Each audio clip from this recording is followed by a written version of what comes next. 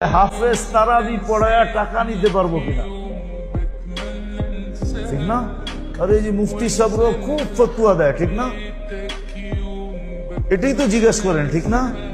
কিন্তু আজ পর্যন্ত কোন মুফতি সাহেবকে কেউ জিজ্ঞেস করছে, কোন মুসল্লি, যে আমি যে হাফেজের পিছনে তারাবি পড়ি, ও যে আমাকে কোরআন শোনায়, আমি যে ওর কোরআন শুনি, আমি ওকে টাকা দিতে পারবো কিনা এটা জানান, ও নিতে পারবো কিনা ওটা গুলি মারেন, আমি দিতে পারবো কিনা এটা বলেন।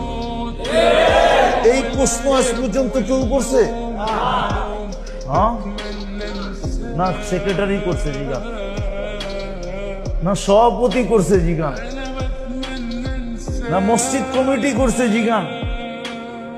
হাফেজ নিতে পারবো কিনা এটা প্রশ্ন করে, এটা প্রশ্ন করে না আমি দিতে পারবো কিনা। হাফেজ নিতে পারবো কিনা এটা প্রশ্ন করে, এটা প্রমাণ করে ওর ভিতরে কোরআনের আজমত নাই, কোরআনের গুরুত্ব নাই, মহত্ব নাই, বড়ত্ব নাই, ও কোরআন সম্বন্ধে কিছু জানেই না। রাগ হয় না,